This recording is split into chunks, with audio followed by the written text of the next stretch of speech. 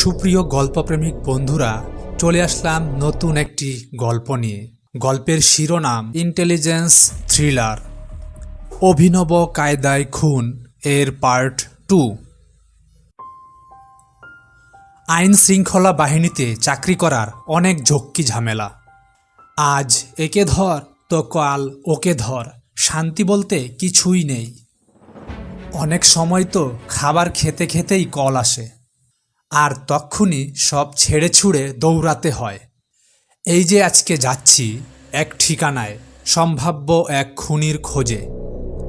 ঠিকানাটা দিল রিকশার গ্যারেজ মালিক কেরামত আলী, যাকে রমিজ রিকশাওয়ালা হত্যার সন্দেহে গ্রেফতার করেছিলাম।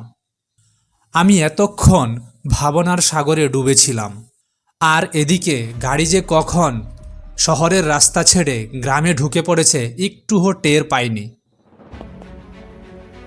আমার চোখের ভুল কিনা বুঝতে পারছি না। মনে হচ্ছে এই গাড়িটাই আমাকে শহরে বেশ কয়েকবার চক্কর কেটেছিল। এখন মনে হচ্ছে ফেউ হিসাবে এটা আমার পিছু লেগেছে। একটু বাজিয়ে দেখা যাক এটা ফেউ কিনা। এটা চেক করার জন্য রফিক যে রাস্তার পাশের দোকানটায় নামলো, ঠিক তখনই সেই ফেউ গাড়িটা রফিককে পাশ কাটিয়ে সাঁই করে চলে গেল। রফিক মনে মনে বলছে, যাক, গাড়িটা আমাকে আর ফলো করেনি। সে হয়তো এদিকেই আসতো। আমার চোখে পরপর দুইবার পড়ে যাওয়াতে মনে সন্দেহ জেগেছিল। এখন তাড়াতাড়ি করে গাড়িতে উঠে পড়ি, কারণ ঘন্টা দুয়েকের মধ্যেই সন্ধ্যা নেমে যাবে। বলা তো যায় না কখন কোন বিপদ ওত পেতে রয়েছে। রফিক নিশ্চিত মনে গাড়ি চালিয়ে যাচ্ছে, কিন্তু সে জানতো না যে রিকশার গ্যারেজে ঘন ঘন যাওয়া আসার পর থেকেই তাকে নজরবন্দি করে রাখা হয়েছে। আজ ওর চূড়ান্ত দিন, কারণ সে যাচ্ছে বিখ্যাত সেই পদার্থবিদের সাথে সাক্ষাৎ করতে, আর সেই সঙ্গে এটাও জানতে যে একজন খেটে খাওয়া রিকশাওয়ালাকে মেরে তার কী অর্জন হলো। কিন্তু রফিক গুণাক্ষরেও জানে না যে ও কার বিরুদ্ধে নেমে পড়েছে। সত্যি রফিক যদি জানতো তাহলে ফোর্স নিয়ে আসতো। ওই তো দেখা যাচ্ছে বাগান বাড়িটা, ওটাই মনে হয় আমার লোকেশন। হ্যাঁ এটাই, কিন্তু আশেপাশে কোনো লোকজন দেখা যাচ্ছে না কেন? নাকি চিড়িয়া আগেই উড়াল দিয়েছে? রফিক এক বিশাল বাগান বাড়ির সামনে তার গাড়িটা থামালো। প্রথমেই সে গাড়ি থেকে নামলো না, কারণ সে গাড়িতে থাকতে থাকতেই বাইরের পরিস্থিতিটা একটু বুঝে নিতে চায়। প্রায় 30 সেকেন্ড পার হওয়ার পরেও যেহেতু কিছু হলো না, তাই সে সিদ্ধান্ত নিল এবার সে গাড়ি থেকে নামবে। তবুও রফিক আশেপাশের সব দিকেই কড়া নজর রেখেছে। ট্রেনিংয়ে শেখা প্রতিটি কৌশলই সে এখন কাজে লাগাচ্ছে। প্রথমেই সে তার রিভলভারের সেফটি ক্যাচ অফ করলো। তারপরে দরজা খুলে একটু মাথাটা বের করে এদিক ওদিক দেখল। যেহেতু কাউকে দেখা যাচ্ছে না, সেহেতু সে খুব দ্রুত একটি দেওয়ালের আড়ালে চলে গেল। রফিক একা হওয়ায় রাস্তা খুব মেপে মেপে এগোতে হচ্ছে। ওর মনটা চাইল বাড়ির সাজানো গোছানো সুন্দর গেট দিয়ে প্রবেশ করতে, কিন্তু মনে মনে ভাবল শত্রুকে এতটা আন্ডার এস্টিমেট করা ঠিক হচ্ছে না। তাছাড়া সেখানে তো কোনো ফাঁদ পাতাও থাকতে পারে। বাড়িটা হলো দোতলা, দেখি পিছন দিক দিয়ে গিয়ে কোনোভাবে ছাদে ওঠা যায় কিনা। যেই ভাবা সেই কাজ। রফিক আবিষ্কার করলো যে একটা লোহার পাইপ দোতলার ছাদের সাথে লিংক করা রয়েছে। পাইপটা হচ্ছে লোহার। এই যুগে কেউ লোহার পাইপ কেন ব্যবহার করবে, এটাই রফিকের মাথায় ঢুকছে না। কারণ লোহা থেকে এখন অনেক উন্নত মানের প্লাস্টিক বের হয়েছে, যেগুলো এর থেকেও অনেক বেশি মজবুত এবং দীর্ঘস্থায়ী। এটা ভাবতে ভাবতেই রফিক যেই পাইপের অর্ধেকটা উঠে এসেছে, তখনই একটা বৈদ্যুতিক শট খেল। সঙ্গে সঙ্গেই সে ঝপাং করে মাটিতে পড়ে গেল। পর মুহূর্তেই কয়েকজন রাইফেল হাতে ওকে ঘুরে ফেলল। রফিক এখন বুঝতে পেরেছে যে ও খুব বাজেভাবেই শত্রুর পাতা ফাঁদে পা দিয়েছে। এখন মাথা ঠান্ডা রেখে সব কাজ করতে হবে, নইলে সব পরিশ্রম বিফলে যাবে। দেখে মনে হচ্ছে এরা প্রত্যেকটি প্রফেশনাল খুনি।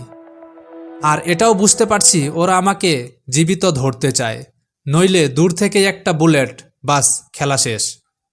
যেহেতু একটা ছোট্ট ক্লু পাওয়া গিয়েছে সেহেতু ওদেরকে একটু বাজিয়ে দেখা যাক। ছি, তোমরা 5 জন এসেছো একজনকে ধরতে, তোমরা কাপুরুষ ছাড়া আর কি? কিন্তু ওদের ট্রেনিংও প্রফেশনালদের মতো, শুধু কাজ ছাড়া কিছুই বোঝে না। কারণ এই যে আমি এত বক বক করে ওদেরকে রাগিয়ে দেবার চেষ্টা করছি, এর পুরোটাই মনে হচ্ছে পণ্ডশ্রম। ওদের মধ্যে একজন আমাকে আঙ্গুলের ইশারায় রাস্তা দেখিয়ে দিল। পরিস্থিতি অনুধাবন করে যা বুঝলাম, মনে হচ্ছে ওদের আমার সাথে কথা বলা নিষেধ। হাল ছেড়ে দিয়ে আমি ওদের অনুসরণ করার সিদ্ধান্ত নিলাম। ওদের কেউই আমার হাতের নাগালের মধ্যে নেই, নইলে কিছু একটা করা যেত। এমনি করেই হাঁটছি আর সামনে এগিয়ে যাচ্ছি, হঠাৎ করে একটা রাইফেলের বাট আমার মাথার পিছনে সপাং করে লাগলো। একদম মাপা হাতের কাজ। শুধু অজ্ঞান করার জন্যই আমাকে আঘাত করা হয়েছে।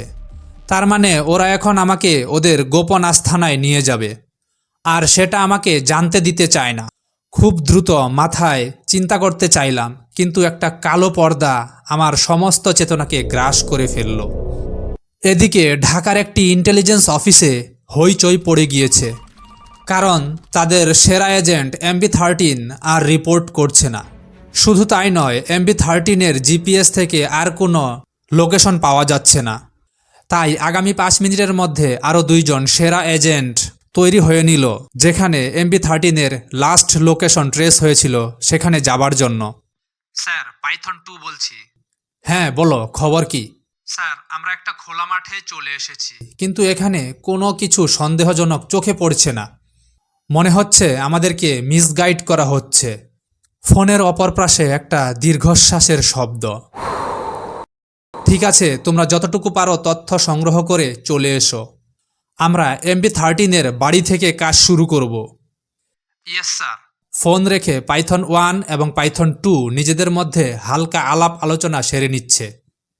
তারা হাঁটাহাঁটি করে যখন গাড়িতে উঠে যাবে, তখন ওই পাইথন 2 MB13-এর ভাঙা জিপিএস ট্র্যাকারটা মাটিতে আবিষ্কার করল। আশ্চর্যের বিষয় হলো আশেপাশে কোনো গাড়ি বা পায়ের চিহ্ন নেই, কিন্তু এই ট্র্যাকারটা কিভাবে এখানে আসলো? তারা দুজনেই সেই ভাঙা ট্র্যাকারটা নিয়ে অফিসে চলে আসলো এবং যথাসময়ে রিপোর্ট জানালো। সব শুনে ইন্টেলিজেন্স প্রধান আজমল সাহেব মন্তব্য করলেন, এর একটাই মানে, হয়তো আকাশপথে সেই ট্র্যাকারটা ফেলা হয়েছে। তিনি টেবিলে আঙ্গুলের ধীর টোকা দিতে দিতে 2 রিপোর্টারকে জানালেন, ঠিক আছে, তোমরা এখন আসতে পারো, পরে প্রয়োজন হলে তোমাদেরকে ডাকা হবে। সালাম দিয়ে পাইথন 1 এবং পাইথন 2 অফিস কক্ষ ত্যাগ করল। কোড নাম MB13, যার নাম রফিক, সে ইন্টেলিজেন্স ডিপার্টমেন্টে একটা উজ্জ্বল নক্ষত্র। সুবিধা হলো ওকে দেখে বোঝার উপায় নেই যে ও কোনো ইন্টেলিজেন্স ডিপার্টমেন্টে আছে। তাই বস MB13 এর উপর যে কোনো কাজ দিয়েই সুনিশ্চিত থাকতে পারেন। ছেলেটা বেকার অবস্থায় যখন হন্য হয়ে পাগলের মতো ঘোরাঘুরি করছিল, তখন হঠাৎ আজমল সাহেব তার মানিব্যাগ হারিয়ে ফেললেন। মানিব্যাগে ছিল কিছু গুরুত্বপূর্ণ জিনিস আর 5,000 টাকা। দুশ্চিন্তায় তার ঘুম হচ্ছিল না। যখন মানিব্যাগ পাবার আশা ছেড়েই দিয়েছিলাম, 3 দিন পরে একটি যুবক আসলো আমার বাসায় এবং তার হাতে দেখি আমার মানিব্যাগটা জ্বলজ্বল করছে। যুবকের 2 চোখ ছিল বুদ্ধিদীপ্ত, কিন্তু পোশাকে দরিদ্রতার ছাপ স্পষ্ট। আজমল সাহেব তাকে ঘরে এসে বসালেন এবং তার সম্পর্কে জানতে চাইলেন। সে জানালো তার নাম মেহেদি। এভাবে করেই তাদের মাঝে যোগসূত্রের সৃষ্টি হয়েছে, আর এ থেকেই তৈরি হয়েছে এই গোয়েন্দা বিভাগ। কিন্তু আজকে MB13-কে হারিয়ে আজমল সাহেবের 2 চোখ থেকে অশ্রুর ফোয়ারা নেমে এসেছে।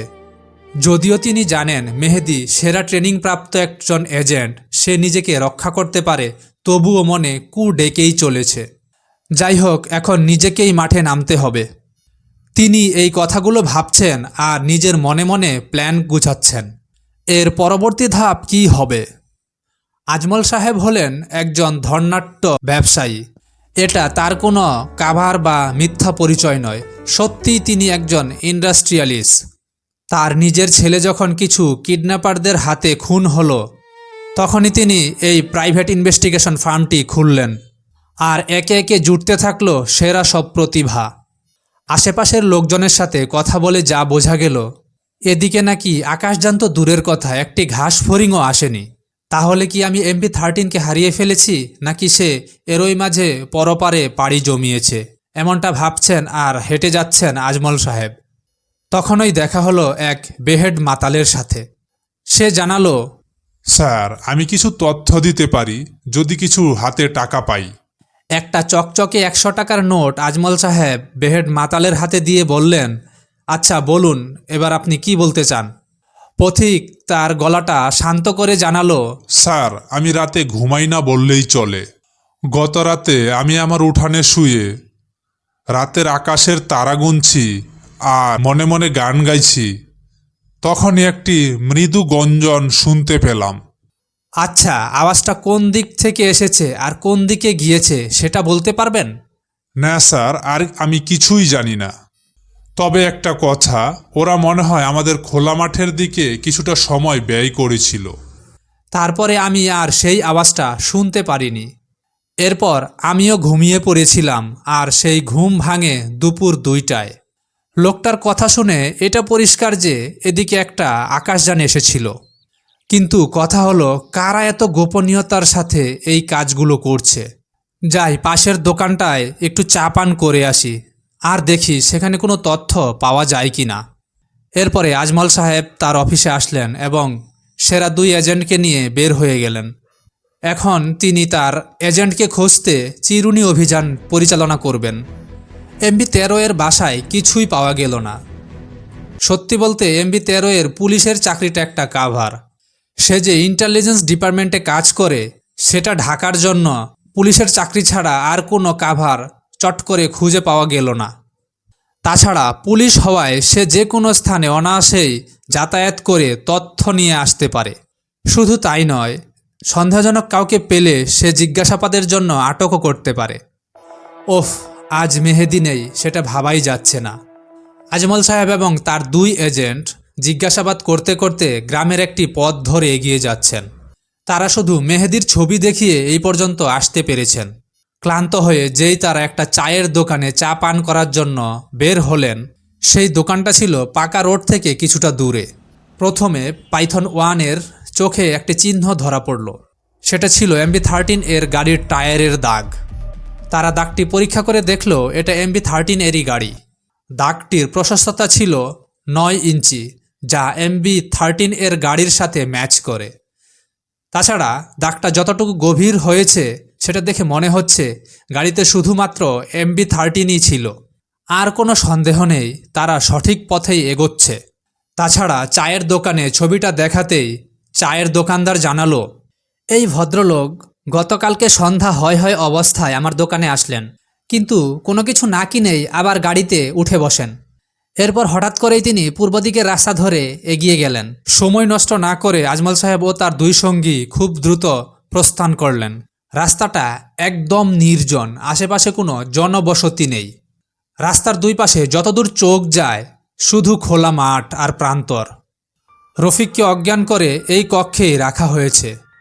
যদিও রফিকের 30 সেকেন্ড আগেই জ্ঞান ফিরেছে, তবুও সে নিশ্চিত হবার জন্য চোখ বন্ধ করে মেঝেতেই পড়ে রইল আর আশেপাশের পরিস্থিতিটা বোঝার চেষ্টা করছে। ঠিক তখনই তার স্মৃতিতে একে একে এখানে আসার সম্পূর্ণ ঘটনাই মনে পড়ে গেল। একটা দোতলা বাড়ির পাইপ বেয়ে উপরে ওঠার সময় সে আক্রান্ত হয় এবং শত্রুর হাতে ধরা পড়ে। মাথাটা পরিষ্কার হতেই রফিক তার করণীয় ঠিক করে ফেলেছে। যাক, যেহেতু হাত পা বাঁধা নেই সেহেতু ওকে নিয়ে হয়তো ওরা খুব বেশি একটা ব্যস্ত বা চিন্তিত নয়। তাছাড়া হাত পা মুক্ত থাকলেই যে ও সম্পূর্ণ স্বাধীন এটা ভাবার কোনোই কারণ নেই। কিছুক্ষণ পরেই ওর জন্য কিছু গরম স্যুপ নিয়ে আসা হলো। স্যুপ নিয়ে আসা সেই লোকটার সাথে রফিক বিভিন্নভাবে কথা বলার চেষ্টা করলো, কিন্তু সে কিছুতেই সফল হলো না। হাল ছেড়ে দিয়ে রফিক সম্পূর্ণ স্যুপটা পেটে চালান করে দিল। এতে তার শরীরের দুর্বলতা এবং আড়ষ্টতা কিছুটা দূর হলো। রফিক এখন বুঝে গিয়েছে সে বোকার মতো শত্রুর পাতা ফাঁদে পা দিয়েছিল। আরও ভয়ঙ্কর তথ্য হলো সে তার ইন্টেলিজেন্স ডিপার্টমেন্টের কাউকে জানিয়ে আসতে পারেনি। ওরা কি তাকে খুঁজে বের করতে পারবে? নাকি সে এখানে এই শত্রুর হাতে প্রাণ দিবে। এটা সেটা নাড়াচাড়া করার বাহানায় রফিক সম্পূর্ণ রুমটাই সার্চ দিল এবং সে 4টা ক্যামেরা আবিষ্কার করলো। প্রতিটি ক্যামেরার অ্যাঙ্গেলই তার দিকে তাক করা, তার মানে এগুলো স্মার্ট ক্যামেরা। সেন্সর অনুযায়ী দিক পরিবর্তন করে এবং তথ্য সংগ্রহ করে। শুধু তাই নয়, এগুলো ক্যামেরার সাথে সাথে থার্মাল ডিভাইসও বটে। অর্থাৎ আলোবিহীন ঘরে রফিক যে নাড়াচাড়া করবে, ওর দেহের তাপমাত্রা থেকেই সেই থার্মাল ইমেজ খুনির পর্দায় ভেসে উঠবে। রফিকের জুতাটা খুলে নেওয়া হয়েছে, কারণ সেই জুতায় হয়তো অনেক কিছুই পাওয়া গিয়েছে। তবে সে এখনও হাল ছাড়েনি, কারণ যতক্ষণ শ্বাস ততক্ষণ আশ। ঠিক তখনই তার বাম হাতের তর্জনীতে নজর পড়ল। সাথে সাথেই ওর মনে পড়ল ওর তর্জনীর নখের নিচে একটা ফাঁকা জায়গা ক্রিয়েট করা হয়েছে, আর সেখানে রাখা হয়েছে একটি ন্যানো টেকনোলজির জিপিএস ডিভাইস। তবে নখের উপর নির্দিষ্ট পরিমাণ বল প্রয়োগ করে চাপ দিলেই অফিসের ইমেইলে একটা লোকেশন শেয়ার হবে। সেই লোকেশনটা হবে রফিক যেখানে আছে, অর্থাৎ তার বর্তমান লাইভ লোকেশন। এদিকে আজমল সাহেব ও তার 2 এজেন্ট সেই বাড়িটার সন্ধান পেলেন, অর্থাৎ যে বাড়ি থেকে রফিক ওরফে MB13কে কিডন্যাপ করে নেওয়া হয়েছে। রফিকের গাড়িটা পাওয়া গেল জঙ্গলের একদম ভিতরে। সেই গাড়িটার ইঞ্জিনের ভিতরে আবার কেরামতি করা হয়েছে, কেউ যেন এই গাড়ি চালিয়ে কোথাও না যেতে পারে। বোঝাই যাচ্ছে এটা একদম প্রফেশনালদের কাজ। সেই মুহূর্তে পাইথন 1-এর মোবাইলে একটা নোটিফিকেশন আসলো। সেই নোটিফিকেশনটা ছিল তাদের অফিসের মেইলের। মেইলটা ওপেন করতেই 2টি লাইন দেখা গেল। সেখানে লেখা রয়েছে, this is an emergency, MB13 has been captured by opponent. 2 লাইনেই মেসেজটা শেষ, আর একটি অক্ষাংশ দ্রাঘিমাংশ দেওয়া। গল্পের পরবর্তী পার্ট আসছে।